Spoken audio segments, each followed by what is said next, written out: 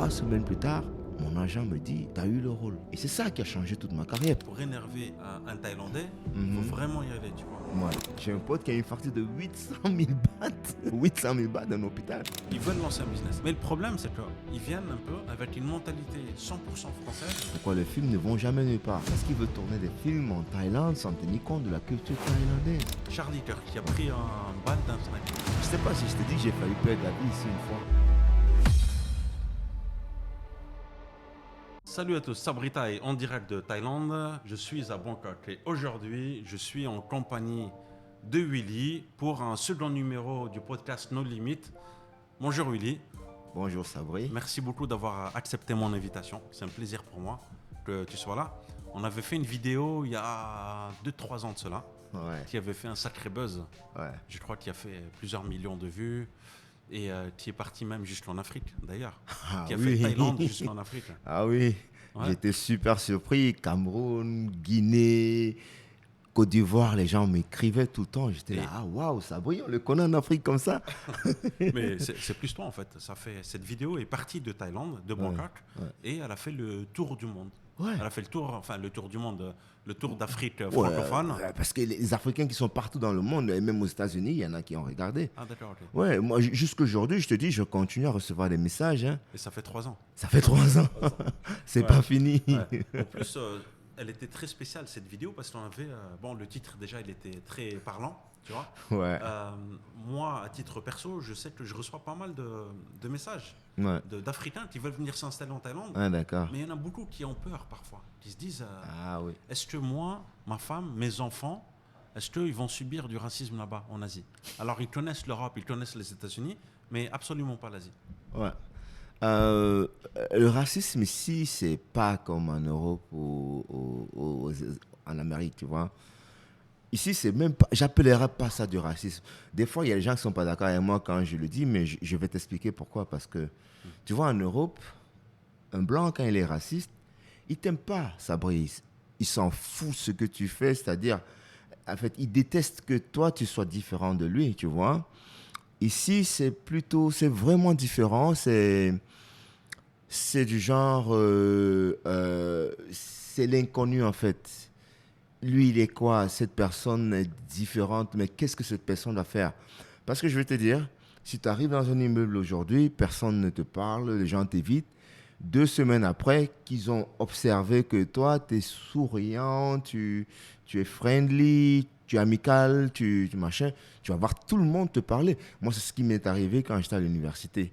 On arrive dans une université, on est le basketteur, moi et 2 potes à moi, costaud, tout ça, moi, regarde-moi avec ma barbe et tout. Poto, chaque fois qu'on entre dans l'ascenseur, tous les autres étudiants ils frisent comme ça. Et, non, allez-y. Oui, en Thaïlande. Tu m'as même dit qu'un jour, il y en a une qui t'avait dit, c'était quoi? Il ressemble à un ghost. Oui, elle parlait avec ses amis. Ouais. Elle parlait avec ses amis derrière. Elle ne savait pas que je comprenais. Alors, j'ai vu aussi certains influenceurs en Chine. Un mec qui parle chinois, un africain, alors je ne sais pas de quel pays, tu vois. Et tu as un chinois de 3e âge, un ancien, qui vient lui dire est-ce que je peux toucher? Est-ce que je peux toucher tu vois? Si. Et je pense que ça ne montrait pas du racisme, loin de là. Non. Parce que le monsieur a fait l'effort de se rapprocher quand même, de dire est-ce que je peux toucher? Si tu n'aimes pas l'autre, tu ne vas pas demander. Il ne va pas vouloir toucher, tu vois. Oui. C'est ça que je dis. C'est qu'il y a ils sont curieux, tu vois. Moi, quand je suis arrivé ici, j'avais honte de me placer en route pour appeler un taxi ou attendre le bus. Parce que c'est toute la route qui me regardait. Ils n'avaient pas encore vu de noir. Là, maintenant, tu passes, personne ne te regarde. Tu parles de ça il y a combien? 18 ans, c'est ça? Ouais, 18 ans. Plutôt, tu voulais te cacher, tu vois. Tu n'avais jamais vu une attention pareille. Et tu vois combien de personnes il y a dans la rue ici en Thaïlande. Et tu t'imagines, tout le monde te regarde, tu es la source d'attention, tu vois. Ouais. Ça, c'est pas du racisme, c'est de la curiosité. Maintenant, tu parles de, toucher. Et il y a les cheveux aussi, là, tout le temps. Ils veulent toucher les cheveux parce qu'ils sont curieux. Mais le pire, je vais te dire, hein, ça, je te raconte un truc. Ouais. Je ne savais même pas ce que c'était. Moi, ma première fois, je suis là. Tu sais, à l'époque, il fallait aller tous les 3 mois au Laos. On prenait le bus pour aller au Laos, au Cambodge, pour refaire le visa et revenir. Tu as fait ça pendant longtemps? Oui, pendant peut-être 1 an, 1 an et demi. Et puis après, j'ai eu un work permit parce que je jouais au basket pour un pasteur et un avocat ici. Donc, il m'avait mis dans son programme. Donc, ce qui se passe, c'est que mon premier voyage, tu vois, dès qu'on quitte Bangkok, tu vois, il y a Khon Kaen, Udon, toute cette ville-là où les avions s'arrêtent. Quand je regarde de l'autre côté, je vois tout le monde, chaque fois que le mec me regarde, il me fait ça. Tu vois? Ouais. Moi, je souris. Oui, j'ai jamais vu faire de taille faire ça. Hein. Ouais, t'es pas Renoir. Attends, je t'explique. Okay. Oui, donc moi, je souris. Et j'avais remarqué que beaucoup de gens ne faisaient que me faire ça. Attends, c'est le signe turc, tout ça. Les Turcs le font ça. Les Turcs font ça? Oui. Et ça signifie quoi chez les Turcs? Bah, c'est le... La bite. Ah. Eh bien, justement, mais c'est ça, Sabri. Moi, je savais même pas. Tu vois, partout je passais et je riais. Des fois, je salue, je dis ouais, c'est cool. C'est 2 ou 3 ans plus tard que quand tu vois, la mère de mon premier gosse, là, elle vivait à Pakchon, c'est avant Corade. Donc, j'allais là-bas les week-ends et tout, et puis on va quelque part, et il y a un mec qui m'a fait ça, tu vois, et moi, je suis revenu, je dis, mais tout le temps, les Thaïlandais, quand ils me voient, ils aiment faire ça. Elle me dit, tu sais ce que ça signifie? Je dis, non. Elle me dit, ça veut dire que tu as une grosse bite. Poteau, là, ça a tout changé. Je dis, oh là là. Donc, toutes ces années, 2 ans, les gens faisaient ça tout le temps. Je ne savais même pas ce que c'était. Tu vois, donc il y a cette curiosité. Ils ont entendu des histoires, ils ont entendu des trucs sur les Renois. Et des fois, donc, il y a la peur, il y a la curiosité. Déjà, parce que, tu sais, l'Asiatique, il est très réservé. Et je ne vais peut-être pas l'emmerder, peut-être, mais après, il y en a qui n'ont pas peur. Et puis, ils osent peut-être par les challenges. Et il y a une autre... Je ne vais pas appeler le nom de mon pote. Voilà. On va jouer à Sadao au basket. Sadao, c'est au sud de la Thaïlande et tout. Et le sponsor, il décide, il veut savoir. Tu sais, il y a un mythe quand on parle des bites de Renault et tout ça. Donc, il amène mon pote dans un... Tu vois, ils ont le truc de massage et puis tu choisis des filles et tout, et machin. Ils aiment bien faire ça. Donc, il y a un truc comme ça. Sadao, c'est pratiquement la frontière Malaisie-Thaïlande. Malaisie-Thaïlande. Ouais. Donc, il l'amène là-bas. Et le sponsor, il avait déjà dit, je veux que tu ailles et que tu me dises, tu reviennes, tu me dises ce qui se passe, comment c'est long. En fait, ils étaient vraiment curieux. Donc, il a amené mon pote et il a payé 2 femmes pour lui. Le gars, 2 filles. Il est rentré, il a fait ce qu'il a fait. On l'a lavé, ils font de quoi, jacuzzi, machin et tout. Après, ils ont eu leur rapport et tout. Donc, dès que les filles sortent, tous les Thaïlandais et tout ça, ils étaient curieux. Hey, c'est comment? Qu'est-ce qui s'est passé? Hey, c'est long, comment? C'est gros, comment? Tu vois? Okay. Oui, c'est pas... c'est friendly, tu vois, c'est plutôt de la curiosité. Mais en Europe, c'est différent. Ouais, mais toi, tu fais ça, t'es raciste. Mais non, moi, ça m'énerve pas parce que je comprends bien qu'eux, ils sont excités, ils veulent comprendre, ils veulent savoir. Et aujourd'hui, ça n'arrive pratiquement plus. Ça fait 18 ans que tu es en Thaïlande. Et je voulais savoir comment tu as perçu un changement entre il y a 18 ans et maintenant. Oh là là, c'est un gros contraste. C'est un gros contraste. Il y a un gros contraste. Tu sais, quand on est arrivé ici à l'époque, les filles thaïlandaises, elles s'habillaient couvertes, elles ne pouvaient même pas montrer. Ouais, c'était super couvert. C'était quoi? C'était avant les réseaux sociaux après les réseaux sociaux. Ouais. Après les Kardashian, tout a changé. Moi, on a bien vu Kardashian, Nicki Minaj et tout, ça a changé. Les filles ici, elles ne portaient même pas les G-strings, tu vois. C'était les gros caleçons comme ça.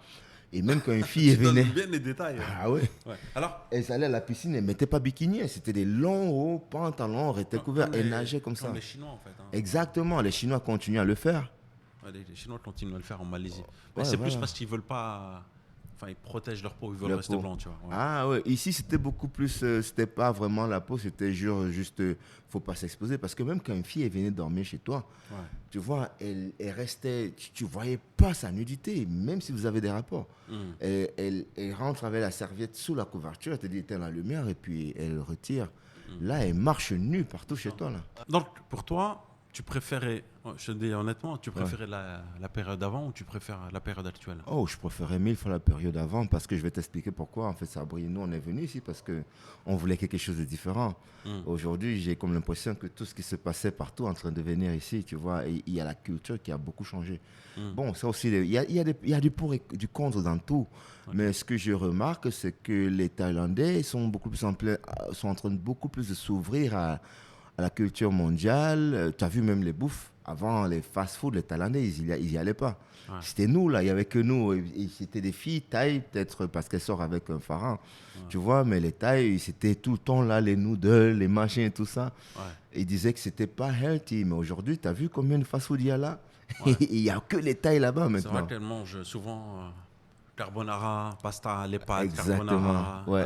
Pizza, ouais. etc. Et qui fait pas ça avant? Et c'est plutôt très tendance. C'est à la mode pour elles de sortir, de se dire j'ai envie de taper tel resto. Tu vois. Ouais. Donc si un jour tu sors en rendez-vous avec une Thaïlandaise et que tu lui disais viens on va manger dans un truc thaï, à la limite c'est un peu... oui, elle te trouve bizarre. Ouais, te trouve bizarre. Et pourtant à l'époque c'était pas ça. Ouais. Peut-être que si tu as envie d'impressionner, c'est de dire je t'emmène dans un resto italien, français. Ah oui. Après, il y a aussi les haiso. Ouais. On en parlera tout à l'heure. Ouais. La classe sociale supérieure. Ouais. Ceux-là, ils préfèrent plus quand même. Préfèrent plus des restos japonais, des japonais, coréens. Ouais. Du fine dining, on appelle ça. Exactement. Mais ce que tu dis est tellement intéressant. Je suis allé à Buriram, je suis allé voir quelqu'un là-bas. Et un bonbon. Et puis, elle, pour m'impressionner, elle s'est dit qu'il faudrait qu'elle m'amène dans un restaurant italien. Parce que là, tu as trouvé, c'est ça, pour eux, italien, c'est... Puis moi, je lui dis, écoute, moi, je suis venu à Isan, c'est pour manger italien. J'aurais fait ça à Bangkok. Je suis ici, moi, je veux bouffer la bouffe, je veux bouffer Isan, quoi, tu vois. C'est comme on dit, quand on va à Rome, on se comporte comme des Romains. Là, je suis chez toi, tu veux que je mange, quoi. Et j'ai vu bien qu'elle n'était pas très contente, mais finalement, on est allé manger du bon namtok, là. Du namtok. T'as mangé du rat ou pas? Non, jamais. Tu sais qu'il y en a qui mangent du rat aussi. Hein? Si. Ouais. Ah si, ils mangent pratiquement presque tout aussi. Ouais. Le rat des champs, c'est pas le rat de Paris. Non, bien sûr. Et il est super bon. Hein. Ouais. Si tu vas au Cameroun, on te fait du mbongo. Ah, t'as déjà mangé du rat? Oh, poto, mais bien sûr. Ah, poto, je suis camerounais. Oui, mais c'est pas les souris là. C'est énorme comme ça et c'est super bon. J'ai jamais. Ouais, on appelle ça les rats palmistes en fait parce qu'ils vivent dans tu vois les palmiers là, ils sont sur les palmiers. Oui. Alors on te fait un plat traditionnel camerounais, on te fait du mbongo avec du rat palmiste, poto, tu vas te lécher les doigts. C'est quoi le plat typique du Cameroun?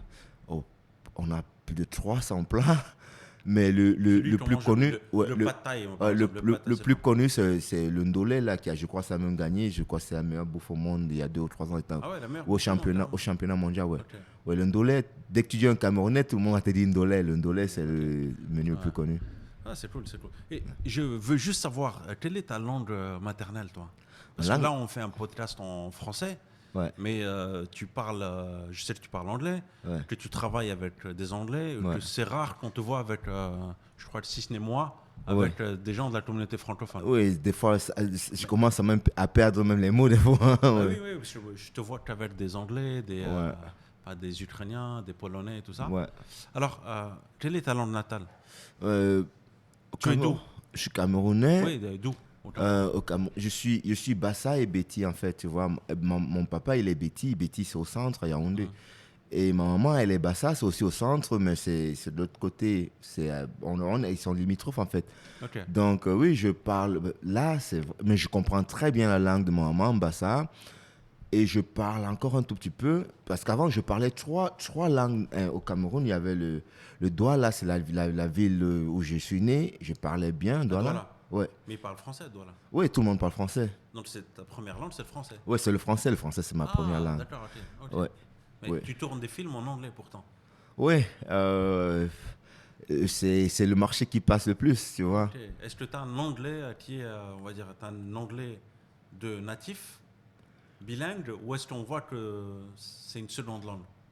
On ne voit pas que c'est une seconde langue, mais ce que... Accent africain, peut-être? Oui, c'est ce que j'allais dire. C'est l'accent, par contre, qui m'a coûté beaucoup de jobs. Mais en fait, j'ai même pas envie de le changer.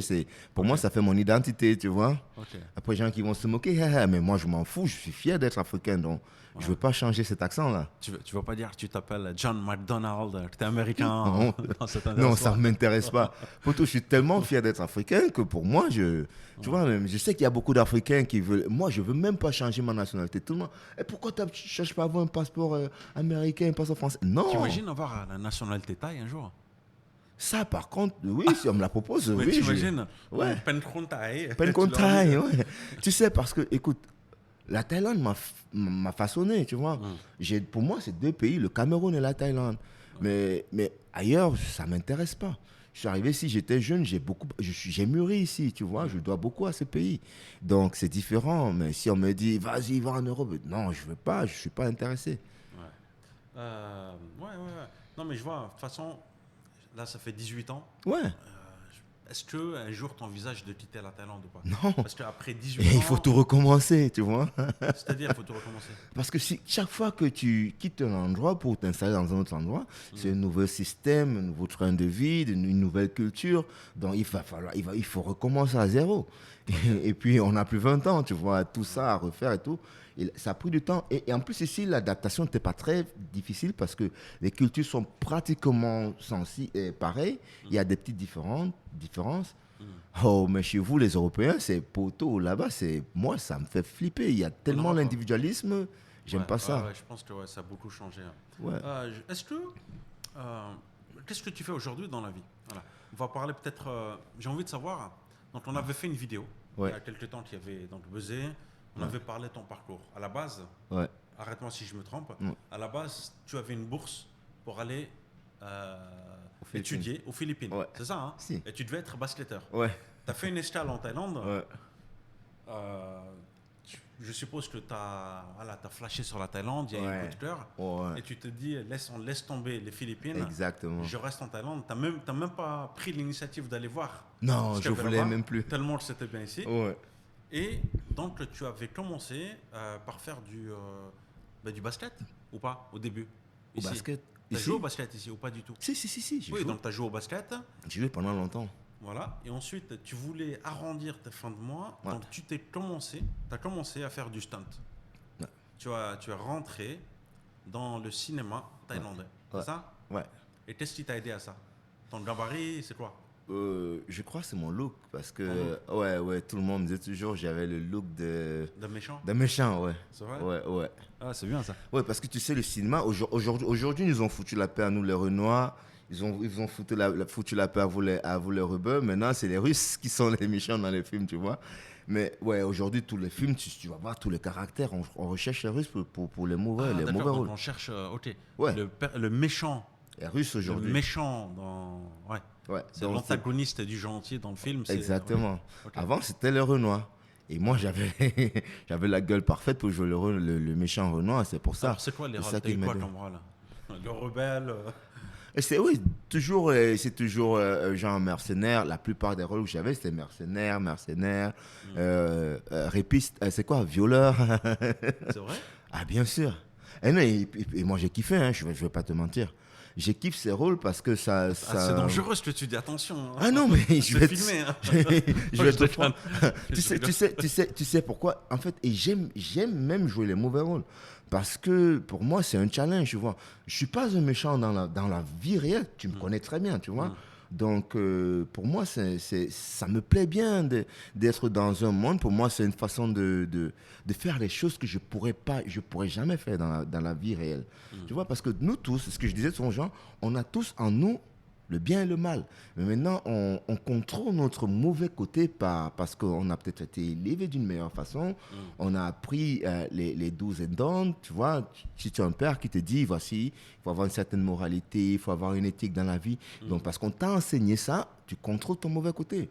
Mais en plus, moi, je suis Betty Bassa. Tous les Camerounais vont te dire, j'ai un très mauvais sang. Donc, moi, sur mon grand frère, paf, on est très impulsif. Tu vois? Donc, dans la vie réelle, j'ai appris qu'il faut pas que je me comporte comme un animal. Je me contrôle. Donc, surtout arrivé ici, parce qu'au Cameroun, j'étais... Alors, comment t'as fait, dis-moi concrètement, comment t'as fait pour trouver un emploi en Thaïlande en tant qu'acteur? En fait, oui, mon premier job, c'est en fait, je partais avec un pote. Tu vois, lui, il allait taffer et il y a un agent qui me voit et l'agent, elle me dit, voilà. J'aime bien, tu as un bon physique et tout, je peux prendre des photos de toi. Et il m'a dit, j'ai un beau sourire et tout, s'il y a des jobs, il m'appelle. Je dis, oui, vas-y, d'accord. Casting, en fait, ordinaire. Ouais. Donc, en fait, mon pote, il travaillait. Moi, j'étais là, je suis allé avec lui, tu vois. Donc, après, il prend des photos de moi. Et c'est comme ça que 2 semaines après, il m'appelle. Et mon premier job, c'était Alice, ADSL. Tu te rappelles, avant le Wi-Fi, là, il y avait pas de...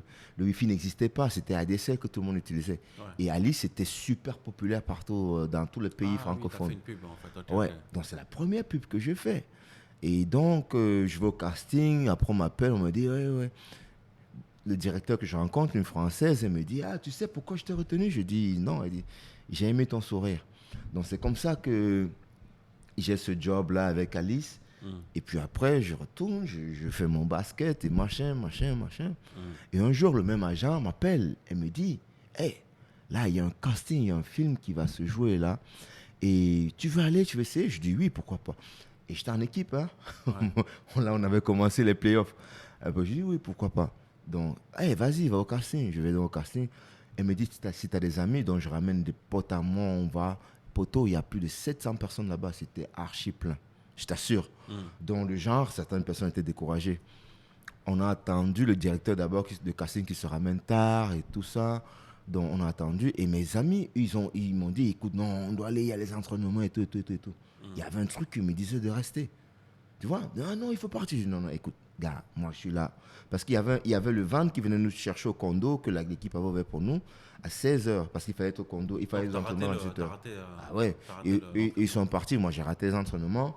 Donc, après, on m'appelle, je passe au casting et tout. Je fais ce que je fais. Je rentre. J'ai eu des problèmes avec mon équipe et tout ça, machin. Mais 3 semaines plus tard, mon agent me dit, tu as eu le rôle.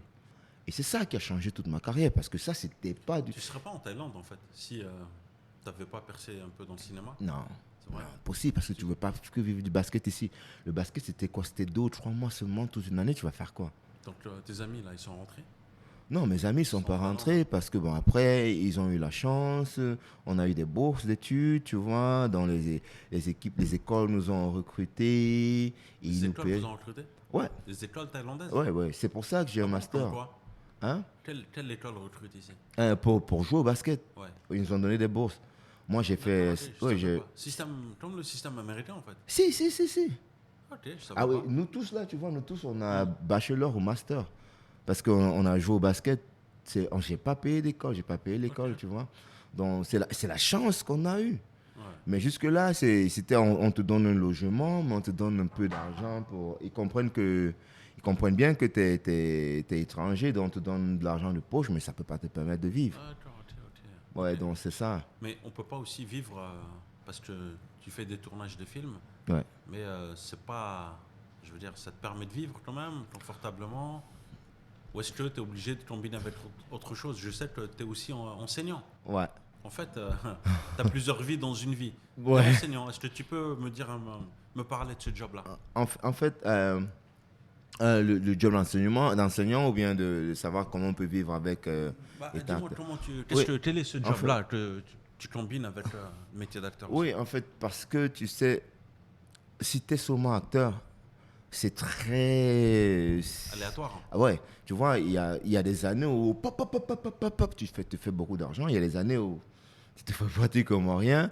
Il y a des moments, peut-être 1-2 mois, tu es actif et puis c'est calme. Donc, tu ne peux pas prédire ça. Mais par contre, quand tu as un steady income, tu sais que tous les mois, j'ai ça. Parce qu'aussi, tu sais, en plus, quand on est jeune, l'argent, ça vient et puis on bousille, on ne réfléchit pas. Parce que c'est de l'argent que tu as attrapé comme ça. Wow, t'es jeune. Ouais, ça vient vite. Ouais, ça vient vite, donc ça part vite. Donc après, tu as des difficultés, tu as beaucoup de difficultés, tu vois. Ouais. Et là, 2019-2020, le Covid arrive, ferme, il n'y a pas de cinéma, donc il fallait que je fasse quoi? Donc je suis allé enseigner. Donc là, je suis enseignant, je coach le basket aussi, pour les enfants et tout, et je leur apprends un peu de parcours, des trucs comme ça, des fois, c'est des choses que je fais. Parce qu'il faut bien utiliser, si tu es quelqu'un qui a beaucoup de talent, il faut bien utiliser le talent à fond. Hein. Donc là, c'est quoi? Tu enseignes des jeunes à faire du théâtre, en fait? Oui, j'enseigne à faire du théâtre. Aussi, je leur enseigne Et tu vois ce qu'on appelle le Ninja Warrior. C'est quoi ça? C'est, tu vois, tu dis sauter, tomber, voler. Un peu ce que les Français appellent du parcours, là. Tu vois, le parcours, les sauter les immeubles et tout ça. Okay. Oui, donc dans une école primaire, j'enseigne aux enfants, surtout parce qu'ils en ont énormément besoin aujourd'hui. Les enfants, ils habitent dans les condos, le corps, il est super faible. Donc ça, par contre, là, j'ai créé un système, un programme dans l'école où je travaille. J'ai commencé à développer doucement. On a commencé avec les animal walk. Tu vois, le baby walk, tu marches comme un bébé, après tu marches comme le tigre, ça rend tes épaules fortes. Ah oui, sûr. Ça brille, ça, si tu commences ça, tu vas voir que tu vas prendre une certaine force. Écoute, il faut qu'on... Ah oui, n'importe quand. Hein. N'importe quand, ça va te rendre plus fort. Tu vois, aller à la gym, c'est bien pour renforcer tes muscles, mais les fibres musculaires, les tendons, ça vient des activités à résistance. Stretching un peu ou quoi? Oui, il y a du stretching dedans, il y a tout. Et en plus, parce que nous, à la base, Sabri, nous sommes des animaux. On a juste évolué, tu vois. On n'était pas censé s'asseoir comme ça, on n'était pas censé marcher comme ça. On n'était pas censé faire des podcasts. Non, on n'était pas censé faire tout ce qu'on fait aujourd'hui, oui. Tu vois, il y a des gens qui s'asseyent dans le bureau pendant 8 heures, 9 heures, 10 heures. Le corps humain n'a pas été conçu pour ça. Il est conçu pour bouger. Ouais. Tu vois, les animaux, le chien, il ne va pas rester sur place pendant 8 heures. Il va toujours bouger. Donc, ce qui fait que quand le muscle s'atrophie quand il ne travaille pas. C'est pour ça qu'aujourd'hui, il y a tellement de personnes qui tombent malades. Ce n'est pas que la nourriture, c'est le train de vie qu'on a. Tu vois, donc quand tu fais le animal walk, tu as toute partie de ton corps qui travaille. Tu vois ok, la marche animale, en fait. Oui. Ok, alors, juste on précise pourquoi Willy parle de ça, parce qu'il est cascadeur. Tu fais du stunt. Le stunt, c'est cascadeur, en fait, en termes, dans le cinéma. Donc parfois on t'appelle pour des rôles de bagarre, etc., etc., voilà. Donc on parle un peu de cinéma et je pensais que c'était important de parler de tout ça parce que ça fait partie de la Thaïlande. Voilà, ça fait 18 ans qu'il est en Thaïlande.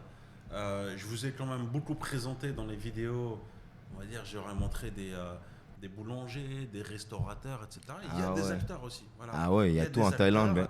Parce que les Américains adorent filmer des films en Thaïlande. Ah ouais. Déjà parce que, c'est moins cher. De deux, les paysages sont juste magnifiques. Les décors sont magnifiques. Ouais. Tu peux avoir la jungle, tu peux avoir, si tu veux, voilà. Il y a Gladiator 2 qui a été tourné là. Ouais. Il y a eu The Creator, il y a eu plein d'autres films. Plein de films, super. Et puis, en plus de ça... Même Jurassic World, ils l'ont fait ici. Jurassic, voilà, Jurassic aussi. Vous voyez, il y a même des dinosaures en Thaïlande. Et en plus, ils sont très très forts dans le cinéma. Ah, les publicités thaïlandaises. Super fort. Ouais, les publicités thaïlandaises sont parmi les meilleures publicités au monde. Ouais. Tu vois, c'est des publicités de 2-3 minutes qui passent à la télé qui durent très longtemps. Et les cascadeurs thaïs, ils sont parmi les meilleurs au monde. Je crois qu'ils sont 4 ou 5e mondial. Ouais. Alors, on a un ami en commun. Ouais. Jackie. Ah oui. Jackie qui a tourné avec Jean-Claude Van Damme. Ouais. Il me semble qu'il a même tourné avec Jackie Chan aussi. Ah ouais. Ouais, il me semble. Hein. À confirmer. Ah ouais? Ouais, à confirmer. Ah d'accord. Voilà. Mais je sais qu'il a tourné avec Jean-Claude Van Damme pour un titre World. Voilà. Ah, c'est possible, il est super bon. Hein. Bah, toi aussi, tu as fait avec Jason Statham. Ouais. Voilà. Et moi, écoutez, on verra. Hein. Ouais, mais bon, tu sais que j'ai le projet de faire un film. Ouais, si, bien sûr, je me rappelle bien. On va le faire ensemble. Ouais. Et puis, ça prend du temps, évidemment. Il y a plein de choses à savoir. Et il y a Kawhi Leonard qui a dit slow is pro. Ça veut dire quand tu prends ton temps, c'est mieux que de se précipiter. Tu prends ton temps, mais à condition quand même d'avancer petit à petit. Je pense de mettre des pierres à l'édifice à chaque fois. Et puis le jour où tu es prêt, Ouais. Donc on a parlé un petit peu du cinéma en Thaïlande. J'ai envie de te parler maintenant de la Thaïlande il y a 18 ans. Ouais. Avec, on va dire, des étrangers, mais peu. Mais aujourd'hui, beaucoup plus d'étrangers. Ouais. Okay. Est-ce que tu penses que les étrangers ont eu une influence sur le comportement des Thaïlandais? Oui, une très grosse influence, je dirais même. Hein. Bon, après maintenant, comme tu dis, il y a les high class, eux, ils se sentent pas concernés par ces choses, mais c'est combien? C'est même pas 10% ou 15% de la population. Ouais. La population, c'est toujours la middle et la low class, c'est eux qui... Ouais, il y a eu énormément, une grosse influence même, je pourrais dire, parce que, tu sais, même dans leur alimentation, les Thaïlandais, quand on est arrivé ici, ils aimaient manger beaucoup, tu vois, les végétables tout le temps. Là, la génération qui vient là, ils détestent ça, ils veulent même pas toucher à ça. Alors, j'entendais plus, moi, par rapport au, on va dire, à comportement. Ouais. Tu vois ou pas? Oui. Est-ce que, comment dire, je te donne un exemple tout simple. C'est que je me rends compte qu'à Phuket, il y a énormément d'étrangers. Ouais. Beaucoup d'étrangers. Ouais. Donc, les locaux qui vivent à Phuket, ouais. Ben, ils ont l'habitude de voir des étrangers tous les jours. Tout à fait. Et donc, peut-être que, en voyant, on va dire pas que des Français, des Anglais, râleurs, tout ça, ouais. peut-être qu'ils commencent à râler aussi. Ouais. Peut-être qu'ils commencent à hausser le ton alors que c'est pas de leur nature. Pour énerver un Thaïlandais, il faut vraiment y aller, tu vois. Ouais. Ça, de ce côté, je vais te dire aussi, c'est que les gens, ils ont tendance à mélanger ce truc-là. Il ne faut pas qu'on se trompe bien. Hein. Les Thaïlandais qui sont avec les foreigners, c'est même pas 2 ou 3% de la population. Tu vois, donc après, mais c'est vrai que et ça, c'est les gens qui ne font même pas beaucoup kiffer parce que eux, c'est les dangereux. C'est comme les foreigners qui sont arrivés, c'est les foreigners qui sont ici, ils sont dangereux. Toi, tu le sais. Lesquels sont dangereux? Je te prends un exemple. Si tu es dans un job ici, tu es un agent thaï, tu es un agent foreigner, poto, le foreigner, il est dangereux parce que lui, il sait de quoi tu as besoin. C'est eux qui ont baissé les prix. C'est eux qui ont commencé les arnaques ici. Ce n'est pas les agents thaï. C'est eux qui ont appris au Thaï comment faire pour nous arnaquer. Parce que quand le Thaï, lui, il apprend, il copie. Ah bon, il peut travailler pour ça? Ok, je vais leur donner ça. Mais qui leur a donné l'idée? Ah, d'accord. Tu veux dire que... Après ça, c'est la loi du marché, je pense, non? Oui, bien sûr, c'est la loi du marché, mais au départ, ce n'était pas comme ça. Hein. Tout à l'heure, en off, tu me disais que le prix de l'immobilier était de temps pour louer un bien immobilier. Et puis, il y a eu les Américains qui étaient... les Noirs américains, là, ouais. Et qui ont dit, c'est super cheap, super cheap. Parce que eux, ils veulent pas réfléchir, tu vois. $400, c'est rien chez toi, mais si c'est énorme. Parce que là-bas, chez toi, tellement il y a les taxes, il y a ceci, il y a cela, et du travail que tu fais, tu es payé en un mois, à la fin du mois, tu es payé comme ça. Ici, tu es payé moins. C'est pour ça que le loyer, il vaut moins, tu vois. Ouais. Mais c'est normal, on a tous fait cette erreur. Quand tu viens d'arriver, tu compares directement la valeur la valeur de la monnaie de ton pays, puis tu dis, wow. Donc là, oui, si... Poto, Pattaya, Phuket, là, les prix, c'est grave. Tu penses qu'il faut combien pour vivre à peu près en Thaïlande? À peu près pour être confortable. Ah, même avec 20 000 bahts, tu vis, hein, 15 000 bahts? Ouais. Bah, non. Non, mais ça si tu te mets pas dans les plans où il y a les plans où il y a des foreigners, si tu vis comme là, moi je vis... Ok, on va essayer de décrire. 20 000 bahts, ça fait combien à peu près? 20 000 bahts, c'est 600 euros, 500 euros. 650 euros. 650 euros. Ouais. Donc tu prends un condo de combien à peu près? 8 000. Donc 8 000, ça fait à peu près 200 euros. Ouais. C'est ça? Ouais. Et donc il te reste 500 euros. Ouais. Ouais, c'est bon. Et tu vis bien. Et tu sais. Oui, mais il faut être loin alors. Ouais, mais il faut pas aller manger dans les restaurants et tout ça parce que si tu prépares chez toi, tu fais machin, t'es pépère. Ok. Tu cuisines toi ou pas? Ah oui, je cuisine. Tout le temps? Ouais, j'aime pas bouffer dehors parce que moi, je contrôle ce que je mange. Et tu cuisines tous les jours ou presque? Pas tous les jours parce que des fois je suis fatigué, mais des fois je peux cuisiner et je stocke au frigo et puis après c'est pas mal ça. Ouais, okay, si. C'est pas mal. Donc il y a des façons en fait de vivre pour pas cher en Thaïlande. Ah, bien sûr. Mais moi je pense sincèrement que pour vivre néanmoins à Sukhumvit. Ouais. On est à Sukhumvit là. Oh là c'est Sukhumvit. Il faut quand même un peu plus. Quand même. Ouais, je dirais 1500 euros peut-être. Ouais, 1200, 1200. Ouais. Voilà. Je pense. Hein. Et puis il y a l'assurance aussi. On n'en parle jamais. Ouais. Tu vois que quand tu es jeune, tu t'en fous un petit peu. Ouais. Moi, c'est ce que j'ai fait pendant longtemps. Mais me disait Sabri, mais c'est pas possible de vivre avec 500 euros. C'est pas possible. Mais au début, évidemment, tu as trop d'argent. Tu vis avec une somme, 500 euros. Mais le problème est que tu oublies d'inclure la santé. Je n'avais pas d'assurance pendant presque 2 ans. Alors, je ne vais pas vous recommander de ne pas avoir d'assurance. C'est un risque que chacun va faire ou pas, mais parce que c'est cher. Voilà. C'est une folie parce qu'en Thaïlande, si tu tombes malade, tu as vu les prix à l'hôpital? Si tu n'as pas d'assurance, tu es mort. Si tu n'as pas d'assurance, tu es cuit. Ouais. Voilà. Donc là, ici, il faut l'assurance. Mais quand tu es jeune, tu n'es pas conscient. Non. Parfois, tu te dis ça va, je me porte bien, j'évite les accidents, mais en fait... c'est pas toi qui décide. Non, c'est pas toi. Pas toi qui décide. Parce que tu sais jamais, tu sais pas le jour où tu auras un accident. Ouais. Et les prix ici, franchement, ça fait flipper. J'ai un pote qui a une facture de 800 000 bahts. Une facture de 800 000 bahts? Ouais, 800 000 bahts dans l'hôpital. Je t'assure. Qu'est-ce qu'il a eu? Je crois qu'il a eu une opération, machin, qui après c'était compliqué, machin. Poto, il a mis long à l'hôpital et tout ça, les factures, ça vient tous les jours. Tu vois ces hôpitaux là déjà. Ils l'ont quand même soigné? Si. Il a payé? Oui, il a payé. Ou l'assurance a payé? Oui, tu payes d'abord et l'assurance couvre après, c'est ça le problème. Ah oui. Même avec l'assurance, il faudrait que tu aies la thune d'abord pour payer. Ça dépend. Je veux dire, ça dépend des assurances. Hein. Ah bon? On a plein d'assurances. Tu as AXA, tu as April, tu as AXA Kroon. Ils payent directement? Ça dépend de ce que tu prends. Ah, d'accord. Paye en amont, on appelle ça le tiers payant. Parce que c'est. Tu sais, les Français, ils veulent quand même le tiers payant. Parce que il faut avancer l'argent. On te dit, tu n'as pas cet argent. Et si tu n'as pas cet argent, tu Exactement. fais comment? Allez, il faut mettre 4 millions. Ouais. Pour une opération, tu fais comment? 4 millions de bahts. Hein. Ouais. 4 millions de bahts, on ne parle pas en euros, on parle en bahts. Mon collègue, oui, c'est même mon collègue, il est anglais. En fait, il a eu un problème au niveau du tendon d'Achille. Tu vois? Donc, il a eu une première opération. Ouais. Et puis après, il a pas fait la réhabilitation. Il n'a pas bien fait. Parce que le tendon d'Achille, il faut faire attention. Ouais. Donc après, ça s'est infecté. Il est reparti. Et là, on a dit, voilà, il faut couper. Poto, il a payé 800 000 bahts. Et après, il a claim de l'assurance. Ah non, la Thaïlande, ça rit pas. J'ai un autre ami, là, je crois, il travaille au Sugar, là, Gordon. Récemment, il a payé 450 000 bahts dans un hôpital. Pour?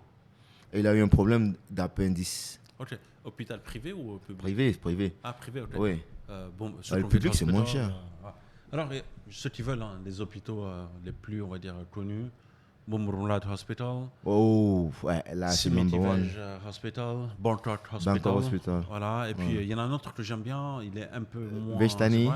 Non, Sukhumvit Hospital. Ah, Sukhumvit Hospital. Ouais, il est juste avec la maille. Oui. Ils sont pas mal. Il est moins cher? Il est moins cher. Ah, il est moins cher. Ah bon? Je sais pas. Non, plutôt, j'ai une cousine qui est venue d'Allemagne, elle est venue ici, elle voulait faire certaines chirurgies et tout ça, et puis ça m'a tourné, et puis il fallait qu'elle aille. Je l'ai donc indiqué Sukhumvit Hospital, plutôt elle est partie, elle a eu une facture énorme, 475 000 bahts.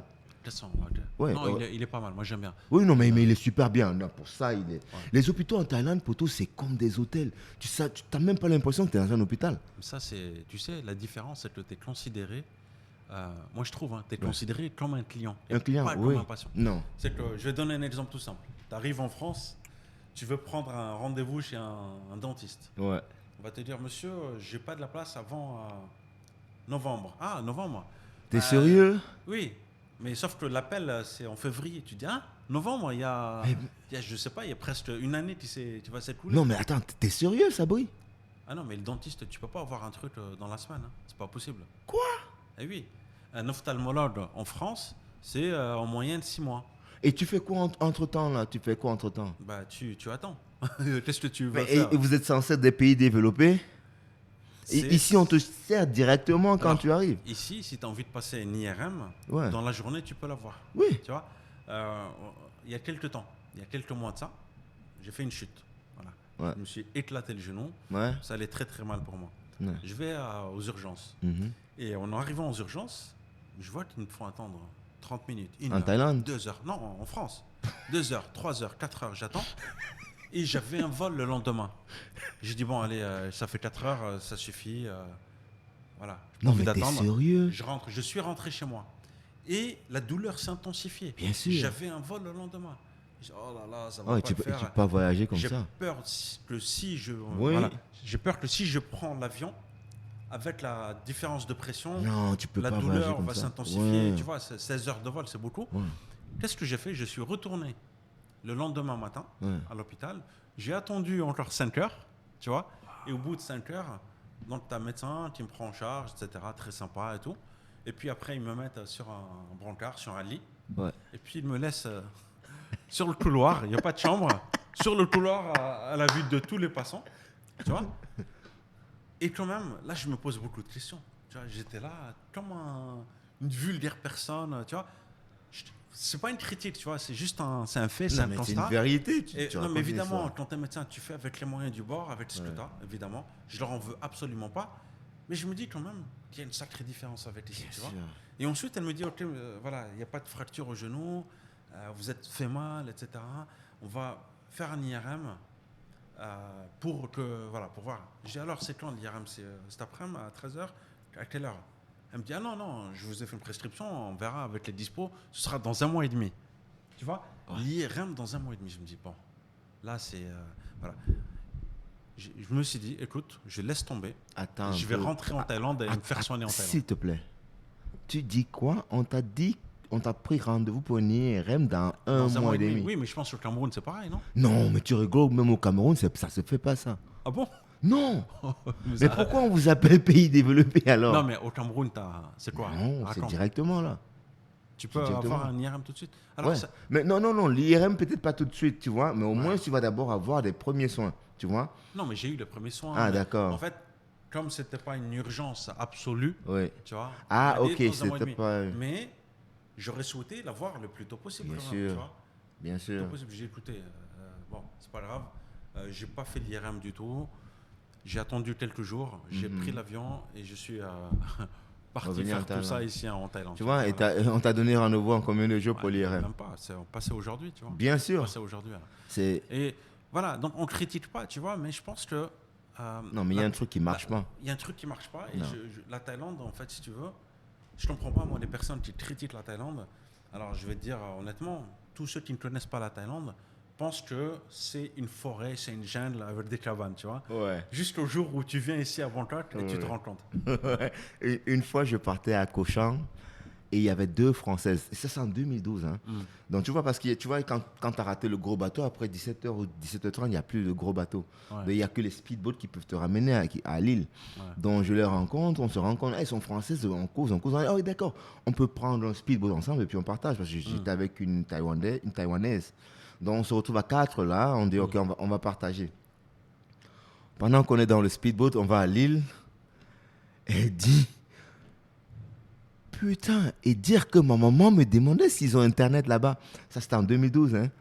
J'ai dit, pourquoi? Elle dit, oui, parce que nous, tu sais, elle croyait qu'elle allait arriver dans une jungle, machin. Et t'as vu souvent la boum, elle porte. Elle dit, dès qu'elle arrivait à l'aéroport, elle était comme ça. Ouais, elle était sidérée. Pour tout le monde, honnêtement. La Thaïlande, c'est... C'est pas ce qu'on croit. Ouais, c'est pas ce qu'on croit. Et moi-même, la toute première fois que j'étais venu ici, c'était un pur hasard. Hein. J'étais en Malaisie. Ouais. Avec un ami, on se dit, bon, on a encore un peu de vacances, qu'est-ce qu'on fait? Il me dit, viens, on va à Phuket. Je dis, non, vas-y tout seul, ça ne m'intéresse absolument pas. Le milieu de la nuit, les trucs sulfureux, etc. C'est pas ton truc. Et je lui dis, par contre, moi, je suis un sacré fan de Jean-Claude Van Damme. Ouais. Donc, si tu veux qu'on aille faire un saut à Bangkok, avec grand plaisir, tu vois, on va voir les endroits où il a tourné les films, tels que Kickboxer, etc. Il a tourné plein de films ici. Hein? Il a tourné plein de films ici. Et du coup, qu'est-ce qui se passe? J'arrive ici. Le premier soir même, on arrive, je sais pas, à quelle heure, 19-20 heures. À 22 heures, mon passeport, tous mes papiers sont perdus. Pour moi, il n'y a plus rien, tu vois. Voilà, je perds tout. Et en fait, je vais à l'ambassade, on me dit, écoutez, monsieur, vous allez patienter quelques jours, on va vous refaire un autre passeport.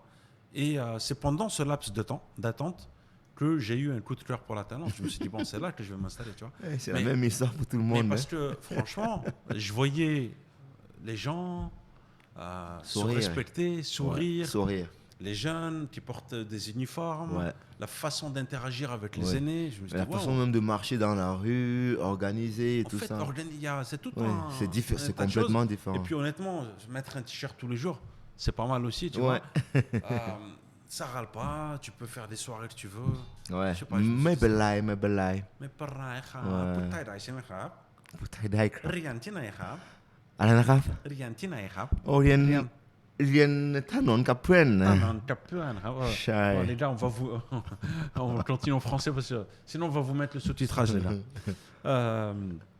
En tout cas, moi je suis super content aujourd'hui de t'avoir parce que j'avais fait un podcast il y a quelques mois. Oui. Et bon, il y a eu une histoire de contretemps, on n'a pas pu relancer. Voilà. Donc je relance le numéro 2 avec toi. Okay.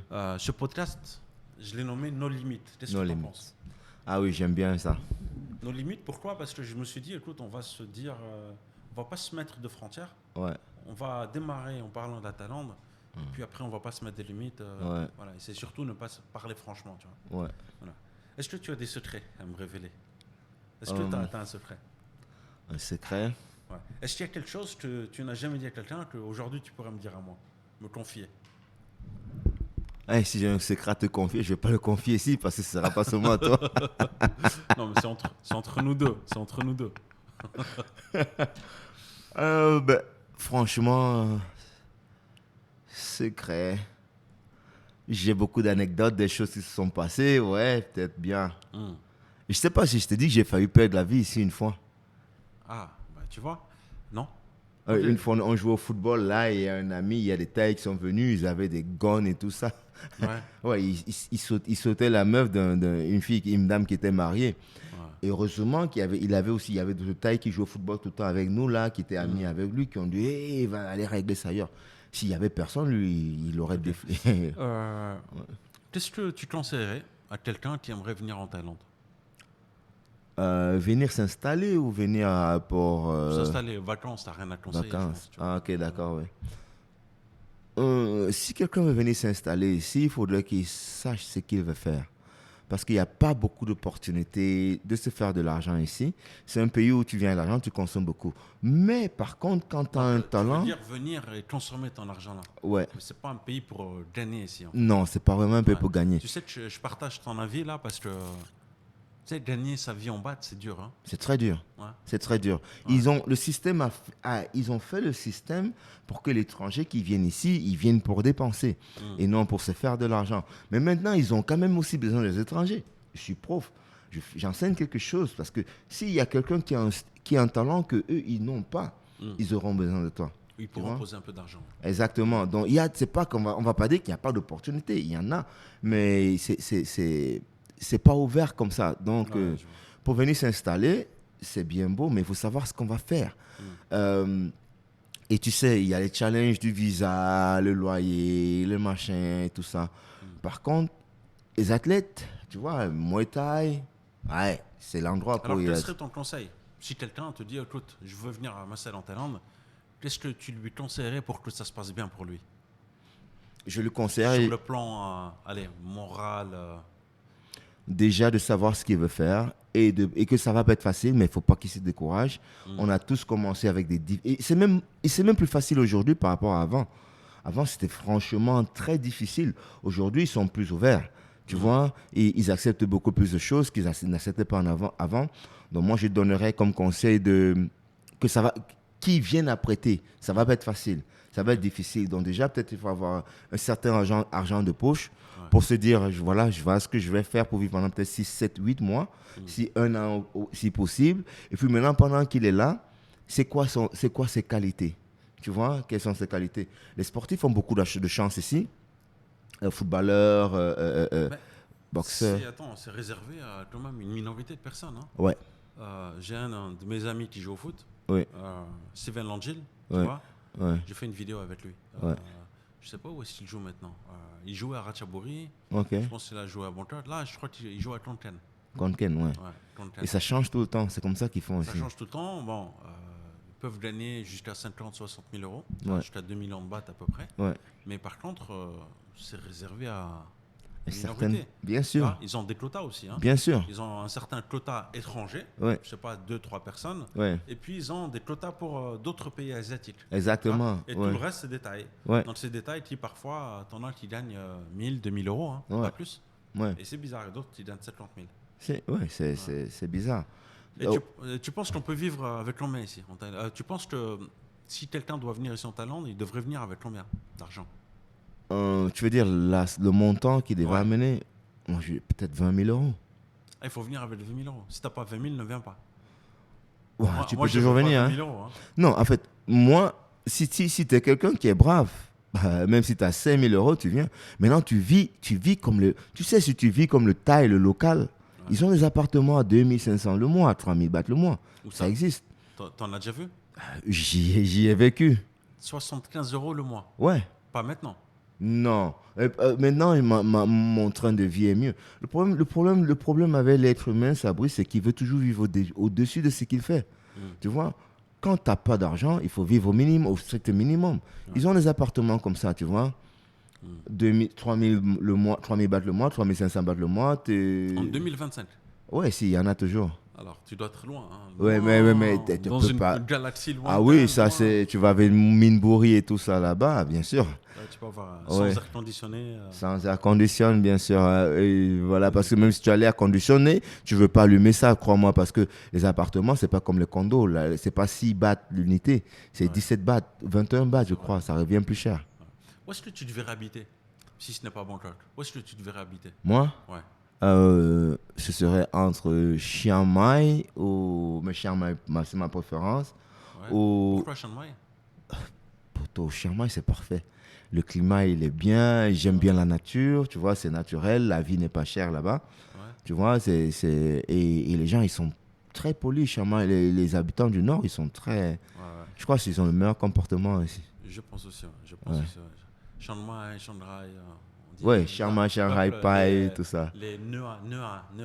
Ouais, le nord de la Thaïlande, pour moi, c'est le le nord, meilleur. c'est très, très, très sympa. Ouais. Alors, moi aussi, hein, je pense que si un jour je devais changer de ville, si un jour je devais quitter Bangkok, ce sera certainement Chiang Mai. Pour moi, des destinations comme Phuket, Koh Samui, c'est plus pour... C'est congé. En fait, j'ai vraiment l'impression de me sentir en vacances quand je suis là-bas, tu vois ou pas? Oui, c'est pour des vacances. J'ai du mal à activer le mode on pour travailler. Il faut aller au charbon maintenant, travailler. Et puis voilà, c'est juste ça en fait. C'est des endroits, comme tu dis, c'est pour des congés, vacances et tout ça. Déjà, la vie est trop chère et puis il y a tellement d'étrangers. Même le rapport avec les Thaïlandais, pour moi, c'est comme je te disais tout à l'heure, c'est un rapport où j'ai pas envie que à chaque fois que je passe ou que je marche, que je rencontre un local, qu'il me prenne pour un touriste. Exactement. Ou parfois pour un ATM, tu vois, parce que on n'a pas le même rapport avec un touriste, tu vois. Je préfère rencontrer des Thaïs ici à Bangkok. Ils savent que voilà, j'ai mon taf, que je fais ci, que je fais ça, que je fais des projets. C'est pas hello sir, let's go rafting, viens on va faire du massage. Non, tu vois. moi là où je vis, les Thaïs là-bas, ils me regardent pas comme une machine à ATM. Ils sont super sympas, même les motos. Hein. C'est des mecs super sympas. Non, je veux dire, les Thaïs qui sont, tu vois, les zones comme ça ici, les Thaïs qui sont là tout le temps avec Farhan, c'est que, non, toi, tu es venu pour dépenser, tu as l'argent, donc, voilà, tu vas aller, tu veux partir. Je pense que tu peux justement apporter ta pierre à l'édifice de façon différente. Tu vois, toi, tu l'apportes à ta manière. Tu vois ou pas? Oui. Tu acquiers un savoir en tant qu'acteur et tu le transmets. Tu vois, je dis toujours, moi, c'est la vie et se sépare en deux phases. Tu as une phase où tu apprends énormément de choses, tu vois. Tu acquiers du savoir, tu te dépenses, tu as de l'énergie, tu es jeune. Et puis la deuxième partie de ta vie, tu retransmets. Soit à tes enfants, soit à des jeunes, à des enfants. C'est important. Et c'est ça qui fait que la vie est belle pour moi. Tout d'accord. Et aujourd'hui, je pense que tu apportes quelque chose à la Thaïlande à ta manière. Tu vois ou pas? C'est pareil, moi quand j'étais venu au début, j'ai travaillé dans l'industrie pharma. Donc j'avais fait mes études en France, etc. Je pense que je contribuais quand même, en apportant, on va dire, mon savoir un peu à la Thaïlande. Et parfois, tu rentres en clash. Alors, je ne sais pas si tu es imprégné de la communauté française un peu ou pas, mais tu sais que quand un Français fait quelque chose, en général, je parle de Français parce que c'est ce que je connais, eh bien, il y a beaucoup de jalousie, parfois, à droite. Vous êtes reconnu pour ça, hein? Je crois que toutes les autres nations parlent de ça, c'est vrai? C'est ça. Alors, ok, sans t'influencer, mais quel est ton ressenti sur la communauté francophone en Thaïlande? Quand je dis francophone, ou française, si tu veux. Je suis d'accord avec toi, francophone, parce que tu sais, quand tu avais les anglophones, tu as dit d'abord que tu as remarqué que je suis beaucoup plus avec les anglo-saxons. Tu te rends compte que ça n'existe pas. C'est pas comme avec le côté français, francophone, je veux dire francophone, parce que tout ce que tu dis là, ça se répercute même en Afrique noire, française. Il y a cette jalousie, il y a toujours ce truc de ne pas apprécier quand l'autre il évolue. Mais tu as vu, c'était quel footballeur français qui en parlait même? Quand il jouait en France, et quand il jouait, après il allait jouer en Angleterre. Il a une voiture, tout le monde vient là, waouh, les gens apprécient. Mais en France, on va te dire, ah, lui, il veut croire qu'il est quoi, machin, tout ça. Tu vois la différence? Et ça, c'est des vérités, en fait. Il y a trop ce côté-là de toujours penser que tu es en compétition avec l'autre personne, ce qui fait que quand cette personne évolue, tu n'apprécies pas. Et c'est bizarre, je ne sais pas pourquoi c'est comme ça. Ouais, c'est bizarre, ça.